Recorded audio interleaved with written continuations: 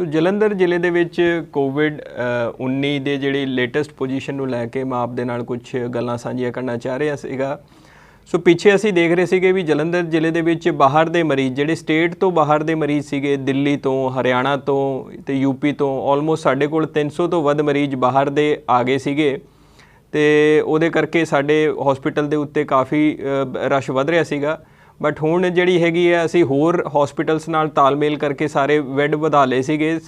ਇਸ ਸਮੇਂ ਵੀ ਤਕਰੀਬਨ 20% ਜਿਹੜਾ ਪੇਸ਼ੈਂਟ ਹੈ ਉਹ ਸਟੇਟ ਤੋਂ ਬਾਹਰ ਦਾ ਹੈਗਾ। ਫਿਰ ਵੀ ਹੁਣ ਜਿਹੜੀ ਹੈਗੀ ਹਸਪਤਾਲਾਂ, ਸਾਰੇ ਹਸਪਤਾਲਾਂ ਦੇ ਵਿੱਚ ਬੈੱਡਸ ਨੂੰ ਲੈ ਕੇ ਕੰਫਰਟੇਬਲ ਪੋਜੀਸ਼ਨ ਬਣੀ ਹੋਈ ਹੈ। ਇਸ ਸਮੇਂ ਜਿਹੜੇ ਸਾਡੇ 611 ਬੈੱਡ ਜਿਹੜੇ ਹੈਗੇ ਆਕਸੀਜਨ ਦੇ ਉਹ ਖਾਲੀ ਨੇ ਤੇ ਵੈਂਟੀਲੇਟਰ ਦੇ ਵੀ ਬੈੱਡ ਜਿਹੜੇ ਹੈਗੇ ICU ਬੈੱਡ 118 ਇਹ ਖਾਲੀ ਨੇ। ਸੋ ਇਸ ਸਮੇਂ ਜਲੰਧਰ ਡਿਸਟ੍ਰਿਕਟ ਦੇ ਵਿੱਚ ਬੈੱਡਸ ਨੂੰ ਲੈ ਕੇ ਕੋਈ ਵੀ ਦਿੱਕਤ ਪਰੇਸ਼ਾਨੀ ਵਾਲੀ ਗੱਲ ਨਹੀਂ ਹੈ। ਤੇ ਇੱਕ ਚੰਗੀ ਗੱਲ ਜਿਹੜੀ ਮੈਂ ਪਿਛਲੇ ਲਗਭਗ 2-3 ਹਫ਼ਤਿਆਂ ਦੇ ਟ੍ਰੈਂਡ ਦੇ ਵਿੱਚ ਪਿਛਲੇ 3-4 ਦਿਨਾਂ ਦੇ ਵਿੱਚ ਹੀ ਦੇਖਣ 'ਚ ਮਿਲੀ ਹੈ ਵੀ ਜਿੰਨੇ ਨਵੇਂ ਮਰੀਜ਼ ਆ ਰਹੇ ਨੇ ਡਿਸਚਾਰਜ ਵੀ ਉਹਨੇ ਹੋਣ ਲੱਗੇ ਨੇ। ਸੋ ਸਾਡਾ ਜਿਹੜਾ total patient number of patient ਜਿਹੜੇ ਆਕਸੀਜਨ ਬੈੱਡ ਜਿਹਨੂੰ ਅਸੀਂ ਲੈਵਲ 2 ਕਹਿੰਦੇ ਹਾਂ ਤੇ ਲੈਵਲ 3 ICU ਬੈੱਡ ਦੇ ਉੱਤੇ ਜਿਹੜਾ ਟੋਟਲ ਪੇਸ਼ੈਂਟ ਹੈ ਉਹ ਪਿਛਲੇ 3-4 ਦਿਨਾਂ ਦਾ ਇੱਕ ਸਥਿਰ ਬਣਿਆ ਹੋਇਆ। ਸੋ ਮੈਨੂੰ ਉਮੀਦ ਹੈ ਵੀ ਅਸੀਂ ਜਲੰਧਰ ਡਿਸਟ੍ਰਿਕਟ ਦੇ ਵਿੱਚ ਜਿਹੜਾ ਪੇਸ਼ੈਂਟ ਲੋਡ ਪੀਕ ਲੈਵਲ 'ਤੇ ਪਹੁੰਚ ਗਿਆ ਹੈ ਐਂਡ ਸਾਡੀ ਇਹੀ ਉਮੀਦ ਹੈ ਵੀ ਅੱਗੇ ਇਹ ਪੀਕ ਤੋਂ ਬਾਅਦ ਡਿਕਲਾਈਨ ਹੋਣਾ ਚਾਹੀਦਾ। ਸੋ ਸਾਡੀ ਇਸ ਸਮੇਂ ਬੈੱਡਸ ਨੂੰ ਲੈ ਕੇ ਇੱਕ ਕੰਫਰਟੇਬਲ ਸਿਚੁਏਸ਼ਨ ਬਣੀ ਹੈ ਤੇ ਮੈਂ ਇਹ ਆਸ਼ਵਾਸਨ ਦਿਵਾਉਣਾ ਚਾਹੁੰਦਾ ਵੀ ਜਲੰਧਰ ਨਿਵਾਸੀਆਂ ਨੂੰ ਵੀ ਕੋਈ ਘਬਰਾਉਣ ਦੀ ਇਸ ਬਾਬਤ ਲੋੜ ਨਹੀਂ ਹੈ। ਆਕਸੀਜਨ ਦੀ ਵੀ ਸਾਡੇ ਪਿੱਛੇ ਕਾਫੀ ਜਿੱਦਾਂ ਗਵਰਨਮੈਂਟ ਆਫ ਇੰਡੀਆ ਤੋਂ ਸਪਲਾਈ ਲਾਈਨ ਆਉਂਦੀ ਹੈ ਆਕਸੀਜਨ ਦੀ, ਉਹ ਵੀ ਅਸੀਂ ਕਾਫੀ ਜੰਗੀ ਪੱਧਰ 'ਤੇ ਆਕਸੀਜਨ ਦੇ ਉੱਤੇ ਕੰਮ ਕੀਤਾ ਤੇ ਬੋਕਾਰੋ ਤੋਂ ਵੀ ਅਸੀਂ special supply lines Jalandhar district ਦੇ ਵਿੱਚ ਇਨਸ਼ੋਰ ਕੀਤੀਆਂ ਨੇ। ਸੋ ਟਰੱਕ ਸਾਡਾ ਜਿਹੜਾ ਬੋਕਾਰੋ ਤੋਂ ਆ ਰਿਹਾ ਹੈ ਉਹ ਬਿਲਕੁਲ ਅਨਲੋਡ ਕਰਕੇ ਉਹਨੂੰ ਫਾਸਟ ਤਰੀਕੇ ਨਾਲ ਪਹੁੰਚਾਉਣ ਲਈ ਅਸੀਂ ਉਹਨੂੰ ਏਅਰਕ੍ਰਾਫਟ ਤੋਂ ਏਅਰਲਿਫਟ ਕਰਾ ਰਹੇ ਹਾਂ। ਸੋ ਜਿਹੜਾ ਵੀ ਜਲੰਧਰ ਨੂੰ ਟਰੱਕ ਬੋਕਾਰੋ ਤੋਂ ਆ ਰਿਹਾ ਉਹਨੂੰ ਅਸੀਂ ਚੰਡੀਗੜ੍ਹ ਏਅਰਫੋਰਸ ਭੇਜ ਕੇ ਏਅਰਫੋਰਸ ਦੇ ਹਵਾਈ ਜਹਾਜ਼ ਦੇ ਵਿੱਚ ਲੋਡ ਕਰਕੇ ਬੋਕਾਰੋ ਭਿਜਵਾ ਰਹੇ ਹਾਂ ਤਾਂ ਕਿ ਸਾਡਾ ਟਰਨ ਅਰਾਊਂਡ ਟਾਈਮ ਘਟੇ। ਇਹ ਕਰਕੇ ਸਾਡਾ ਜਿਹੜਾ ਪਿਛਲੇ ਹਫ਼ਤੇ 10 ਦਿਨ ਦੇ ਵਿੱਚ ਅਸੀਂ ਆਕਸੀਜਨ ਦੀ ਵੀ ਸਥਿਤੀ 'ਤੇ ਪੂਰਨ ਤੌਰ 'ਤੇ ਕਾਬੂ ਪਾ ਲਿਆ। ਹੁਣ ਸਾਡੇ ਕੋਲ ਜਿਹੜੇ 2 ਪਲਾਂਟ ਸੀਗੇ ਉਹ ਸਾਰਿਆਂ ਦੇ ਵਿੱਚ ਲਿਕੁਇਡ ਆਕਸੀਜਨ ਫਿਲਡ ਨੇ, ਜਿੱਥੇ ਥੋੜ੍ਹਾ ਜਿਹਾ ਜਿਹੜੇ ਏਅਰ ਸੈਪਰੇਟਰ ਯੂਨਿਟ ਵੀ ਲੱਗੇ ਨੇ ਉਹ ਵੀ ਕੰਮ ਕਰ ਰਹੇ ਨੇ ਤੇ ਤੀਜਾ ਪਲਾਂਟ ਵੀ ਜਿਹੜਾ ਸਾਡਾ ਨਹੀਂ ਚੱਲ ਰਿਹਾ ਸੀ ਉੱਥੇ ਵੀ ਅਸੀਂ ਲਿਕੁਇਡ ਆਕਸੀਜਨ ਦਾ ਰਿਜ਼ਰਵ ਕ੍ਰੀਏਟ ਕਰ ਲਿਆ। ਸੋ ਪੂਰੇ ਪੱਖੋਂ ਸਾਡੀ ਜਿਹੜੀ ਹੁਣ ਬੈੱਡਸ ਤੇ ਆਕਸੀਜਨ ਅਵੇਲੇਬਿਲਿਟੀ ਦੀ ਜਲੰਧਰ ਡਿਸਟ੍ਰਿਕਟ ਦੇ ਵਿੱਚ ਪੂਰਨ ਰੂਪ ਤੋਂ ਫੁੱਲ ਤਿਆਰੀਆਂ ਨੇ। ਇੱਕ ਅਸੀਂ ਪਿੱਛੇ ਪੇਸ਼ੈਂਟਸ ਦੀ ਥੋੜ੍ਹੀ ਹੋਰ ਦਿੱਕਤ ਆ ਰਹੀ ਸੀਗੀ, ਹੌਲੀ ਹੌਲੀ ਉਹਨਾਂ ਨੂੰ ਵੀ ਐਡਰੈਸ ਕਰ ਰਹੇ ਹਾਂ ਵੀ ਅੱਜ ਕੱਲ੍ਹ ਕੀ ਦੇਖਣ 'ਚ ਆਇਆ ਟ੍ਰੈਂਡ ਵੀ ਕੋਵਿਡ ਦੇ ਮਰੀਜ਼ ਕੋਵਿਡ ਤੋਂ ਤਾਂ ਉਹ ਰਿਕਵਰ ਕਰ ਜਾਂਦੇ ਨੇ ਤਾਂ ਕੋਵਿਡ ਉਹਨਾਂ ਦੀ ਨੈਗੇਟਿਵ ਰਿਪੋਰਟ ਆ ਜਾਂਦੀ ਹੈ। ਫਿਰ ਵੀ ਉਹਨਾਂ ਦੀ ਜਿਹੜੀ ਹੈ ਆਕਸੀਜਨ ਰਿਕੁਆਇਰਮੈਂਟ ਰਹਿੰਦੀ ਹੈ ਵੀ ਉਹਨਾਂ ਦੀ ਜਿਹੜੀ ਆਕਸੀਜਨ ਸੈਚੂਰੇਸ਼ਨ 95% ਨੈਚੁਰਲ ਨਹੀਂ ਰਹਿੰਦੀ ਤੇ ਉਹਨਾਂ ਨੂੰ ਹਸਪੀਟਲਸ ਪ੍ਰੈਸਕ੍ਰਾਈਬ ਕਰ ਰਹੇ ਸੀਗੇ ਵੀ ਤੁਸੀਂ ਆਕਸੀਜਨ ਸਿਲੰਡਰਸ ਘਰੇ ਰੱਖ ਲਓ। ਉੱਥੇ ਦਿੱਕਤ ਇਹ ਆ ਰਹੀ ਸੀਗੀ ਵੀ ਕਿਉਂਕਿ ਆਕਸੀਜਨ ਸਿਲੰਡਰਸ ਜੇਕਰ ਬਹੁਤ ਜ਼ਿਆਦਾ ਘਰ ਚਲੇ ਜਾਣਗੇ ਤਾਂ ਕਈ ਵਾਰ ਹਸਪਤਾਲਾਂ ਦੇ ਰੋਟੇਸ਼ਨ 'ਚੋਂ ਨਿਕਲ ਜਾਂਦੇ ਨੇ। ਸੋ ਇਸ ਕਰਕੇ ਅਸੀਂ ਉਸ ਚੀਜ਼ 'ਤੇ ਥੋੜ੍ਹੀ ਰੋਕ ਲਗਾਈ ਸੀਗੀ। ਹੁਣ ਕੱਲ੍ਹ ਤੋਂ ਇੱਕ ਤਾਂ ਅਸੀਂ ਸਿਸਟਮ ਇਹ ਚਲਾਇਆ ਵੀ ਸਪੈਸ਼ਲ ਸਿਵਲ ਹਸਪਤਾਲ ਦੇ ਵਿੱਚ 30 ਬੈੱਡ ਦਾ ਵਾਰਡ ਐਸਟੈਬਲਿਸ਼ ਕੀਤਾ ਜਿੱਥੇ ਕੋਵਿਡ ਨੈਗੇਟਿਵ ਪੇਸ਼ੈਂਟ ਜਿਹੜੇ ਕੋਵਿਡ ਤੋਂ ਰਿਕਵਰ ਕਰ ਗਏ ਨੇ, ਜਿਨ੍ਹਾਂ ਦੀ ਨੈਗੇਟਿਵ ਰਿਪੋਰਟ ਆ ਗਈ ਹੈ ਫਿਰ ਵੀ ਆਕਸੀਜਨ ਸੈਚੂਰੇਸ਼ਨ ਨਹੀਂ ਮੇਨਟੇਨ ਕੀਤੀ, ਉਹ 30 ਬੈੱਡ ਦੀ ਸਪੈਸ਼ਲ ਫੈਸਿਲਿਟੀ ਚਾਲੂ ਕੀਤੀ ਜਿੱਥੇ ਅਸੀਂ ਆਕਸੀਜਨ ਕੌਨਸਨਟ੍ਰੇਟਰ ਰੱਖ ਕੇ ਉਹਨਾਂ ਦਾ ਉੱਥੇ ਜਿੰਨੇ ਮਰਜ਼ੀ ਦਿਨ ਐਕਸਟਰਾ ਰਹੋ, ਫ੍ਰੀ ਖਾਣਾ ਵੀ ਮੁਹੱਈਆ ਕਰਾਇਆ ਜਾਊਗਾ ਤੇ ਆਕਸੀਜਨ ਕੌਨਸਨਟ੍ਰੇਟਰ ਦੇ ਥਰੂ ਉਹਨਾਂ ਦੀ ਜਿਹੜੀ ਆਕਸੀਜਨ ਸੈਚੂਰੇਸ਼ਨ ਵੀ ਮੇਨਟੇਨ ਕੀਤੀ ਜਾਊਗੀ। ਅੱਜ ਅਸੀਂ ਇੱਕ ਹੋਰ ਨਵਾਂ ਉਪਰਾਲਾ ਡਿਸਟ੍ਰਿਕਟ ਰੈੱਡ ਕਰਾਸ ਸੁਸਾਇਟੀ ਦੇ ਥਰੂ ਲਾਂਚ ਕਰਨ ਲੱਗੇ ਹਾਂ ਜਿਹਦੇ ਵਿੱਚ ਅਸੀਂ ਆਕਸੀਜਨ ਕੌਨਸਨਟ੍ਰੇਟਰ ਘਰ ਲਈ ਵੀ ਦੇਵਾਂਗੇ। ਸੋ ਉਹਦੇ ਵਿੱਚ ਮੋਡਸ ਆਪਰੈਂਡੀ ਜਾਂ ਕਰਨ ਦਾ ਤਰੀਕਾ ਇਹ ਰਹੂਗਾ ਵੀ ਜਿਹੜਾ ਹਸਪੀਟਲ ਪ੍ਰੈਸਕ੍ਰਾਈਬ ਕਰਦਾ ਇੱਕ ਤਾਂ ਉਹਦੀ ਪ੍ਰੈਸਕ੍ਰਿਪਸ਼ਨ ਦੀ ਸਲਿੱਪ ਸਾਨੂੰ ਚਾਹੀਦੀ ਹੋਊਗੀ, ਉਹ ਅਸੀਂ ਜਿਹੜਾ ਹੈਗਾ ਸੈਕਟਰੀ ਰੈੱਡ ਕਰਾਸ ਨੂੰ ਉਹਦਾ ਇੰਚਾਰਜ ਬਣਾਇਆ, ਉੱਥੇ ਅਸੀਂ 30 ਆਕਸੀਜਨ ਕੌਨਸਨਟ੍ਰੇਟਰ ਦੇਵਾਂਗੇ ਤਾਂ ਕਿ ਜਿਹੜਾ ਹਸਪੀਟਲ ਦੀ ਇਹ ਜ਼ਿੰਮੇਵਾਰੀ ਹੋਏਗੀ ਵੀ ਉਹ ਆਪਣਾ ਕੋਈ ਇੱਕ ਨਰਸਿੰਗ ਸਟਾਫ ਜਿਹੜਾ ਇਹਦੇ ਵਿੱਚ ਟ੍ਰੇਨਡ ਹੋ ਘਰੇ ਜਾ ਕੇ ਪੇਸ਼ੈਂਟ ਦੇ ਉਹ ਸੈਟਅਪ ਕਰਾ ਕੇ ਚਲਾ ਕੇ ਆ ਜਾਵੇ। ਪਲੱਸ ਉੱਥੇ ਜਿਹੜਾ ਹੈਗਾ ਅਸੀਂ ਇੱਕ ਨੋਮੀਨਲ ਜਿਹਾ ਰੈਂਟ ਰੱਖਿਆ ਤਾਂ ਕਿ ਕੋਈ ਇਸ ਟਾਈਪ ਦਾ ਮਿਸਯੂਜ਼ ਨਾ ਹੋਵੇ ਵੀ ਜਿਨ੍ਹਾਂ ਨੂੰ ਲੋਡ ਨਹੀਂ ਹੈ ਉਹ ਵੀ ਲੈ ਰਹੇ ਹੋਣ ਆਕਸੀਜਨ ਕੌਨਸਨਟ੍ਰੇਟਰ। ਸੋ ਉਹ ਅਸੀਂ ਫੈਸਿਲਿਟੀ ਚਾਲੂ ਕਰਨ ਲੱਗੇ ਤਾਂ ਕਿ ਮਰੀਜ਼ਾਂ ਨੂੰ ਘਰੇ ਹੀ ਆਕਸੀਜਨ ਪਹੁੰਚਾਈ ਜਾ ਸਕੇ। ਤੇ ਇਹਦੇ ਵਿੱਚ ਸਿਰਫ ਉਹਨਾਂ ਨੂੰ ਇਹ ਧਿਆਨ ਰੱਖਣਾ ਪਏਗਾ ਵੀ ਕੋਈ ਇਲੈਕਟ੍ਰਿਸਿਟੀ ਦਾ ਬੈਕਅਪ ਜ਼ਰੂਰ ਹੋਵੇ, ਜੇਕਰ ਲਾਈਟ ਚਲੀ ਜਾਂਦੀ ਹੈ ਤਾਂ ਉੱਥੇ ਕੋਈ UPS ਦਾ ਪ੍ਰਬੰਧ ਜਾਂ ਕੋਈ ਜਨਰੇਟਰ ਦਾ ਪ੍ਰਬੰਧ ਹੋਵੇ। ਐਂਡ ਅਸੀਂ ਸੈਕਟਰੀ ਰੈੱਡ ਕਰਾਸ ਨੂੰ ਇਹ ਵੀ ਕਿਹਾ ਵੀ ਜੇਕਰ ਕੁਝ ਐਮਰਜੈਂਸੀ ਸਿਲੰਡਰ ਵੀ ਰਿਜ਼ਰਵ ਰੱਖੋ ਵੀ ਜਿਨ੍ਹਾਂ ਦੇ ਆਕਸੀਜਨ ਕਨਸੈਂਟਰੇਟਰ ਚੱਲ ਰਹੇ ਨੇ, ਕੋਈ ਇਸ ਟਾਈਪ ਦਾ ਬੈਕਅਪ ਦਾ ਇਸ਼ੂ ਆਉਂਦਾ ਤਾਂ ਇਮੀਡੀਏਟਲੀ ਉੱਥੇ ਆਕਸੀਜਨ ਸਿਲੰਡਰ ਵੀ ਮੁਹੱਈਆ ਕਰਾਇਆ ਜਾਵੇ। ਸੋ ਇਹ ਅਸੀਂ ਹੋਰ ਜਿਹੜੀ ਸਾਡੇ ਕੋਲ ਕੰਪਲੇਂਟਸ ਆ ਰਹੀਆਂ ਨੇ, ਡਿਮਾਂਡਸ ਆ ਰਹੀਆਂ ਨੂੰ, ਉਹਨੂੰ ਐਡਰੈਸ ਕਰਨ ਲਈ ਹੋਰ ਇਸ ਟਾਈਪ ਦੇ ਉਪਰਾਲੇ ਅਸੀਂ ਲਗਾਤਾਰ ਕਰ ਰਹੇ ਹਾਂ। ਰੈਸਟ੍ਰਿਕਸ਼ਨਸ ਨੂੰ ਵੀ ਲੈ ਕੇ ਜਿਹੜੇ ਮੈਂ ਦੇਖ ਰਿਹਾ ਹੋਰ ਅਸੀਂ ਜਲੰਧਰ ਦੇ ਵਿੱਚ ਵੱਧ ਤੋਂ ਵੱਧ ਜਿਹੜੀ ਛੂਟ ਦਿੱਤੀਆਂ ਨੇ। ਜਿਹੜੀ ਨਾਨ ਐਸੈਂਸ਼ੀਅਲ ਦੁਕਾਨਾਂ ਨੇ ਉਹ ਵੀ 3 ਵਜੇ ਤੱਕ ਖੁੱਲ੍ਹੀਆਂ ਰਹਿੰਦੀਆਂ ਨੇ।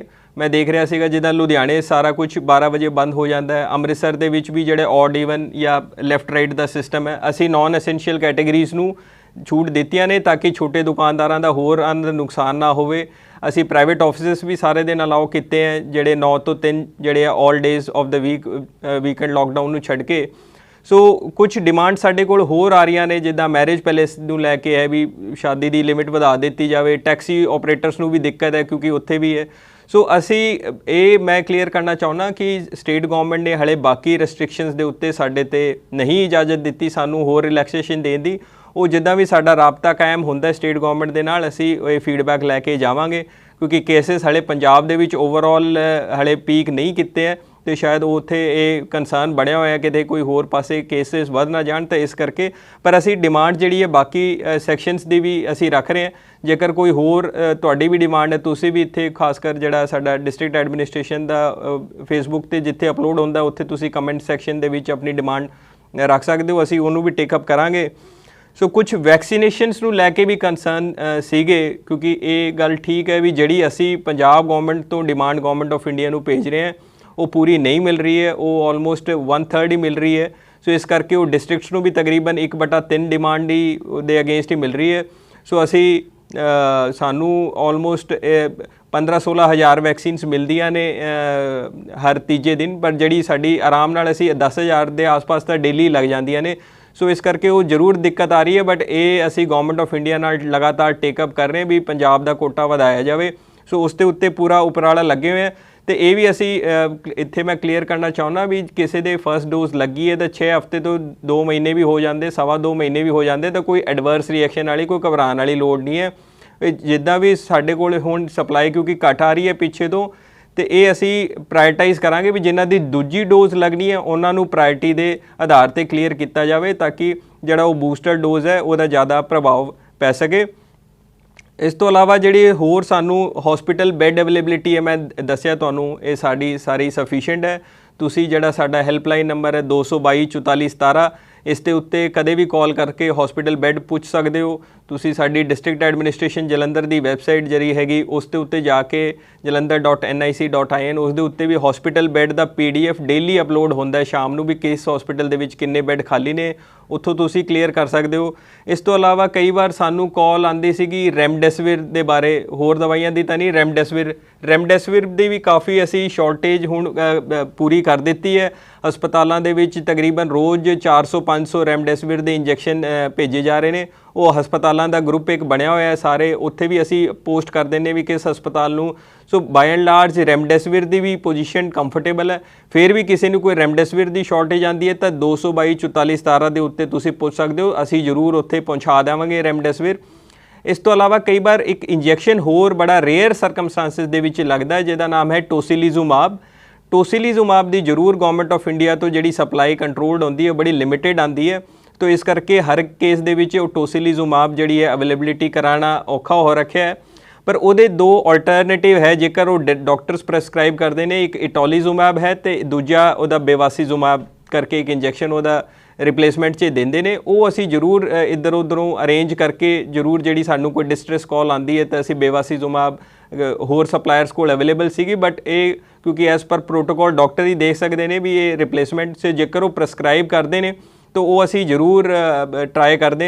सो ਇਹਦਾ टोसिलीजुमाब ਦਾ ਤਾਂ ਨਹੀਂ, बट बेवासीजुमाब ਦੀ इंजैक्शन ਜਿਹੜੇ रिप्लेसमेंट है वो भी असी 222 44 17 ਤੇ ਤੁਸੀਂ फ़ोन कर सकते हो, क्योंकि ਉਹਦੀ अवेलेबिलिटी हले भी थोड़ी ठीक बनी हुई। तो असी इधर उधर हर हीले कोशिश करके जरूर इंश्योर करावांगे भी जलंधर निवासियों को ये इंजैक्शन भी मिल जाए, जिहड़ा कि अदरवाइज़ बड़ा रेयर है। तो ये बाय एंड लार्ज मैं गल्लां सांझियां करना चाह रही सीगे। सो मैनूं उम्मीद है भी आ साडा जिहड़ा हैगा इस हफ्ते 10 दिनों दे विच ट्रेंड पूरा क्लीयर हो जाना चाहिए एंड शायद पेशेंट पीक करके डिक्लाइनिंग मोड दे विच आ जाण। तो मेरी आही लास्ट अपील है भी आपां नूं रेस्ट्रिक्शनस भी काफ़ी ਅਸੀਂ ਰਿਲੈਕਸੇਸ਼ਨ ਵੱਧ ਤੋਂ ਵੱਧ ਜਲੰਧਰ ਡਿਸਟ੍ਰਿਕਟ ਦੇ ਵਿੱਚ ਦਿੱਤੀਆਂ ਨੇ। ਸੋ ਆਪਾਂ ਜਿੰਨੀ ਵੱਧ ਤੋਂ ਵੱਧ ਪ੍ਰੀਕਾਸ਼ਨ ਦੇ ਵਿੱਚ ਇਹਨੂੰ ਕਰ ਸਕਦੇ ਉਹ ਕਰੀਏ, ਤਾਂ ਕਿ ਅਸੀਂ ਸਾਨੂੰ ਐਨੇਬਲ ਕਰੂਗਾ ਵੀ ਜਿੱਦਾਂ ਕੇਸਿਸ ਘਟਣਗੇ ਅਸੀਂ ਹੋਰ ਵੱਧ ਤੋਂ ਵੱਧ ਰਿਲੈਕਸੇਸ਼ਨ ਦੇਵਾਂਗੇ। ਐਂਡ ਇਹ ਮੈਂ ਅਰਦਾਸ ਕਰਦਾ ਰੱਬ ਅੱਗੇ ਵੀ ਅਸੀਂ ਇੱਕ 24 ਘੰਟੇ ਦੁਬਾਰਾ ਸਾਰਾ ਸਿਸਟਮ ਖੋਲੀਏ। ਸੋ ਧੰਨਵਾਦ ਸਾਰਿਆਂ ਦਾ ਬਹੁਤ ਬਹੁਤ।